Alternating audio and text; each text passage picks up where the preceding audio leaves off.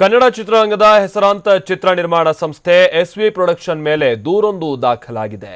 ಸಂಸ್ಥೆಯ ಮಾಲೀಕ ಎಸ್ವಿ ಬಾಬು 2015ರಲ್ಲಿ ತೆರೆ ಕಂಡಂತಹ ಎಂದೆಂದಿಗೂ ಸಿನಿಮಾದ ಡಿಸ್ಟ್ರಿಬ್ಯೂಷನ್ ವಿಚಾರವಾಗಿ 25 ಲಕ್ಷ ರೂಪಾಯಿ ವಂಚನೆ ಆರೋಪವನ್ನ ಎದುರಿಸ್ತಾ ಇದ್ದಾರೆ.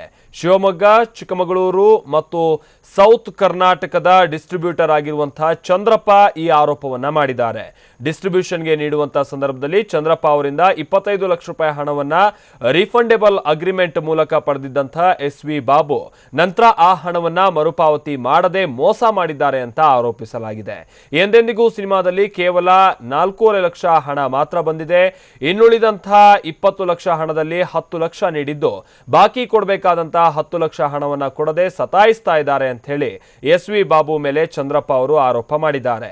ಚಂದ್ರಪ್ಪ ಅವರಿಗಷ್ಟೇ ಅಲ್ಲದೆ ಸಾಕಷ್ಟು ಡಿಸ್ಟ್ರಿಬ್ಯೂಟರ್ಗಳಿಗೂ ಕೂಡ ಎಸ್ವಿ ಬಾಬು ಇದೇ ರೀತಿಯಾಗಿ ಮೋಸ ಮಾಡಿದ್ದಾರೆ ಅನ್ನುವಂತಹ ಆರೋಪ ಸಹ ಈಗ ಗಾಂಧಿನಗರದಲ್ಲಿ ಕೇಳಿ ಬರ್ತಾ ಇದೆ.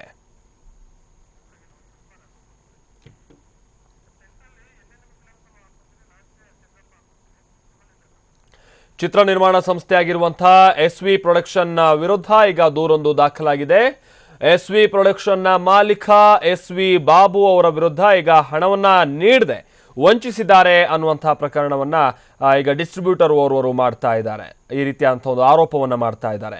2015ರಲ್ಲಿ ತೆರೆ ಕಂಡಂತಹ ಎಂದೆಂದಿಗೂ ಸಿನಿಮಾದ ಡಿಸ್ಟ್ರಿಬ್ಯೂಷನ್ ವಿಚಾರವಾಗಿ ಈಗ ಹಣವನ್ನ ನೀಡಿಲ್ಲ, ಅದು ರಿಫಂಡೇಬಲ್ ಅಮೌಂಟ್ ಅಂತ ಹೇಳಿ ಅವ್ರ ಕೈ ಕೊಟ್ಟಿದ್ರು ಕೂಡ ಸುಮಾರು 10 ಲಕ್ಷದಷ್ಟು ಹಣವನ್ನ ನನ್ನ ಕೈಗೆ ಮತ್ತೆ ಅವರು ವಾಪಸ್ ಕೊಡದೆ ವಂಚಿಸಿದ್ದಾರೆ ಅನ್ನುವಂತಹ ಆರೋಪವನ್ನ ಮಾಡ್ತಾ ಇದ್ದಾರೆ. ಚಂದ್ರಪ್ಪ ಅನ್ನುವಂತಹ ಡಿಸ್ಟ್ರಿಬ್ಯೂಟರ್ ಓರ್ವರು ಈಗ ಈ ರೀತಿಯಾದಂತಹ ಆರೋಪವನ್ನ ಮಾಡಿದ್ದಾರೆ. 25 ಲಕ್ಷ ರೂಪಾಯಿ ಹಣವನ್ನ ರೀಫಂಡೇಬಲ್ ಅಗ್ರಿಮೆಂಟ್ ಅಂತ ಹೇಳಿ ನನ್ನಿಂದ ಪಡೆದಿದ್ರು ಎಸ್ವಿ ಬಾಬು ಅವರು.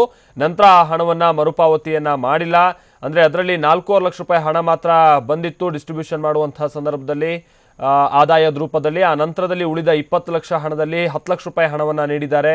ಆದರೆ ಬಾಕಿ ಕೊಡಬೇಕಾದಂತ 10 ಲಕ್ಷ ಹಣವನ್ನ ಕೊಡದೆ ಸತಾಯಿಸ್ತಾ ಇದ್ದಾರೆ ಅಂತ ಹೇಳಿ ಎಸ್ವಿ ಬಾಬು ಮೇಲೆ ಈಗ ಚಂದ್ರಪ್ಪ ಅವರು ಆರೋಪವನ್ನ ಮಾಡ್ತಾ ಇದ್ದಾರೆ. ಇಲ್ಲಿ ಅವರು ಮಾಡ್ತಾ ಇರುವಂತ ಮತ್ತೊಂದು ಆರೋಪ ಅಂತಂದ್ರೆ ನಾನು ಮಾತ್ರ ಅಲ್ಲ, ನನ್ನ ರೀತಿಯಾಗಿ ಬಹಳಷ್ಟು ಡಿಸ್ಟ್ರಿಬ್ಯೂಟರ್ಸ್ಗಳಿಗೂ ಕೂಡ ಎಸ್ವಿ ಬಾಬು ಅವರು ಇದೇ ರೀತಿಯಾದಂತಹ ಮೋಸವನ್ನ ಮಾಡಿದ್ದಾರೆ ಅನ್ನುವಂತಹ ಆರೋಪ ಸಹ ಈಗ ಅವರು ಮಾಡಿದ್ದಾರೆ. ಜೊತೆಗೆ ಅದಕ್ಕೆ ಪೂರಕವಾಗಿ ಗಾಂಧಿನಗರದಲ್ಲೂ ಕೂಡ ಈ ರೀತಿಯಾದಂತಹ ಆರೋಪಗಳು ಮಾತುಗಳು ಕೇಳಿ ಬರ್ತಾ ಇದೆ ಅಂತ ಹೇಳಿ ತಿಳಿದು ಬಂದಿದೆ.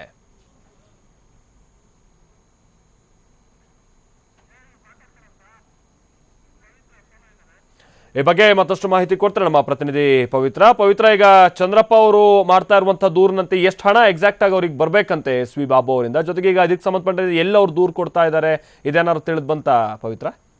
ಮಲ್ತೀಶ್, ಏನಂತ ಅಂದ್ರೆ ಎಂದೆಂದಿಗೂ ಸಿನಿಮಾ ಏನ್ ರಿಲೀಸ್ ಆಗಿತ್ತು ಆ ಟೈಮ್ ನಲ್ಲಿ ಆದಂತ ಕಮಿಟ್ಮೆಂಟ್ ಇದು.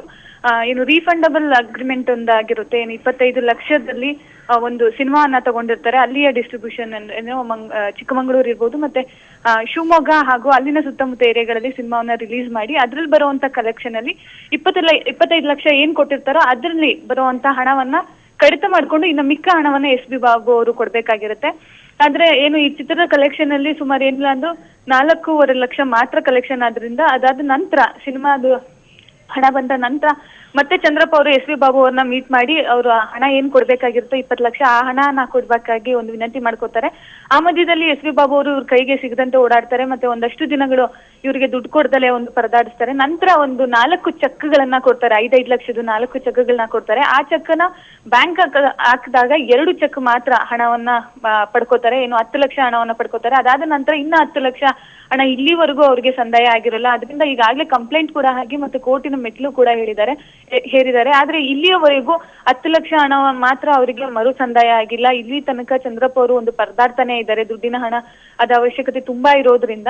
ಆದ್ರೆ ಎಸ್ವಿ ಬಾಬು ಅವರು ಇವತ್ತು ಕೊಡ್ತೀನಿ ನಾಳೆ ಕೊಡ್ತೀನಿ ಅಂತ ಮತ್ತೆ ಮನೆ ಬಾಗಿಲಿಗೆ ತಿರುಗಿಸ್ತಾ ಇದ್ದಾರೆ ಅನ್ನೋ ಆರೋಪವನ್ನ ಈಗ ಪವಿತ್ರ ಮತ್ತೆ ನಾನು ನಿಮ್ ಜೊತೆಗೆ ಮಾತನಾಡ್ತೇನೆ. ಈಗ ಸ್ವತಃ ಡಿಸ್ಟ್ರಿಬ್ಯೂಟರ್ ಚಂದ್ರಪ್ಪ ಅವರು ನಮ್ಮ ಜೊತೆಗೆ ಸಂಪರ್ಕದಲ್ಲಿದ್ದಾರೆ. ಚಂದ್ರಪ್ಪ ಅವರು ಏನ್ ಅಗ್ರಿಮೆಂಟ್ ಆಗಿತ್ತು, ಎಸ್ವಿ ಬಾಬು ಅವರು ಯಾವ ರೀತಿ ಮಾತನಂತೆ ನಡ್ಕೊಂಡಿಲ್ಲ ಅಂತ ಹೇಳಿ ನಿಮ್ಮ ಆರೋಪ ಅಂತ ಹೇಳಿ? ನಂದು ಸ್ವಾಮಿ ಅವ್ರದ್ದು ಎಂದೆಂದಿಗೂ ಅವರೇ ಪ್ರೊಡ್ಯೂಸ್ ಮಾಡಿದ್ದು. ಓಕೆ, ಹೌದು. ಸೊ ನಾನು ಶಿವಮೊಗ್ಗ, ಚಿಕ್ಕಮಗಳೂರು, ಸೌತ್ ಕೇಂದ್ರ ಏರಿಯಾಗೆ ನಾನು distributor.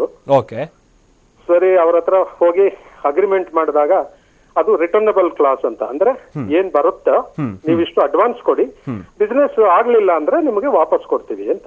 Okay okay okay okay ಸರಿ, ಆಮೇಲೆ ಆಯ್ತು ಅಂತ ನಾನು ಒಪ್ಕೊಂಡ್ಬಿಟ್ಟು ಅವರಿಗೆ ನಾನು 25 ಲಕ್ಷ ರೂಪಾಯಿ ಚೆಕ್ ಅಲ್ಲಿ ಕೊಟ್ಟಿದ್ದೀನಿ. I have made it through cheques. Okay okay not even cash also. Okay okay.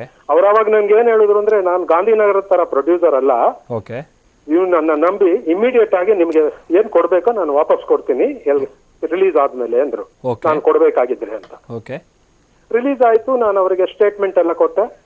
ನೋಡಿ ಸ್ವಾಮಿ, ನಿಮ್ಮಿಂದ ನನಗೆ ಇಷ್ಟೊಂದು ಬರ್ಬೇಕು, 20-20.5 ಲಕ್ಷ ಬರ್ಬೇಕಾಗಿತ್ತು. ಅಲ್ಲಿ ಇಟ್ ಅಬೌಟ್ 4.5 lakhs ಬಿಸ್ನೆಸ್ ಅಷ್ಟೇ. ಓಕೆ ಓಕೆ, ಬರ್ಬೇಕಾಗಿತ್ತು. ಅವ್ರು ಕೊಡಿ ಅಂತ ಹೇಳಿದ್ರೆ ಕೊಡ್ಲೇ ಇಲ್ಲ, ತುಂಬಾ ಡಾರ್ಜ್ ಮಾಡಿದ್ರು. ಓಕೆ, ಅಂದ್ರೆ ಕೈಗೆ ನಮ್ಗೆ ಫೋನ್ಗೂ ಸಿಗ್ತಾ ಇರ್ಲಿಲ್ಲ. ಸಿಕ್ಕದಂತ ಸಂದರ್ಭದಲ್ಲಿ ಏನ್ ಹೇಳ್ತಾರೆ ಚಂದ್ರಪ್ಪ ಅವರೇ? ಯಾವ ಕಾರಣಕ್ಕೆ ಕೊಡೋಕ್ ಆಗ್ತಾ ಇಲ್ಲ ಅಂತ ರಿಕ್ವೆಸ್ಟ್ ಮಾಡ್ಕೊಳ್ತಾರ ಅಥವಾ? ಇಲ್ಲ ಇಲ್ಲ, ಅವ್ರೇನು ಹೇಳಲೇ ಇಲ್ಲ. ಕೊಡ್ತೀವಿ ಅಂತ. ಸಿಕ್ಕಿದ್ರು ತಾನೇ ನಂಗೆ ಹೇಳೋದು ಕೊಡ್ತೀವಿ ಅಂತ. ಓಕೆ. ಆಮೇಲೆ ಏನಾಯ್ತು, ಅವರು ರಿಕ್ಕಿ ಅಂತ ಒಂದು ಸಿನಿಮಾ ಮಾಡಿದ್ರು. ಹೌದು, ಹಾ.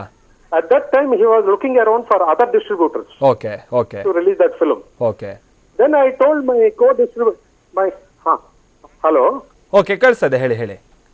ನಾನು ಆ ಪಿಕ್ಚರ್ ತಗೊಳ್ತಿರೋ ನಮ್ಮ ಡಿಸ್ಟ್ರಿಬ್ಯೂಟರ್ಗೆ ಹೇಳಿದೆ, ಓಕೆ, ನೋಡಿ ಸ್ವಾಮಿ, ನನ್ಗೆ ಈ ತರ ಬರ್ಬೇಕು, ನಾಳೆ ನಿಮಗೂ ಇದು ಅನ್ಯಾಯ ಆಗ್ಬಹುದು ಹಾಗೆ ಅಂತ ನಾನು ಚೇಂಬರ್ಗೂ ಕಂಪ್ಲೇಂಟ್ ಕೊಡಕ್ ಹೋಗಿದ್ದೆ. ಓಕೆ, ಈ ಕಂಪ್ಲೇಂಟ್ ಕೊಟ್ಟಿದ್ದೀರಾ ಚಂದ್ರಪ್ಪ ಅವರೇ?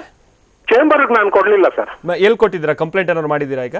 ಕಂಪ್ಲೇಂಟ್ ನಾನು ಅವರು ಆಮೇಲೆ ಒಂದ್ ಚೂರು ಹೇಳ್ಬಿಡ್ತೀನಿ ಸರ್, ಬ್ರೀಫ್ ಆಗಿ ದಯವಿಟ್ಟು. ಆಮೇಲೆ ಆ ರಿಕ್ಕಿ ಟೈಮ್ ನಲ್ಲಿ ಚೇಂಬರ್ಗೆ ಹೋದಾಗ ಅವರೆಲ್ಲ ಬಂದ್ರು, ಪ್ರೊಡ್ಯೂಸರು ಎಲ್ಲ ಬಂದ್ಬಿಟ್ಟು. ಓಕೆ, ನಮ್ಮ ಪ್ರೆಸಿಡೆಂಟ್ ಅವರು ಸಾರಾ ಗೋವಿಂದ್ ಅವ್ರ ಸಮ್ಮುಖದಲ್ಲ, ಇಲ್ಲ ನಾಳೆ ಬಂದ್ಬಿಡಿ, ನಾನು ನಿಮಗೆ ಚೆಕ್ ಕೊಟ್ಬಿಡ್ತೀನಿ, ಎಲ್ಲ ಸೆಟಲ್ ಮಾಡ್ತೀನಿ ಅಂದ್ರು.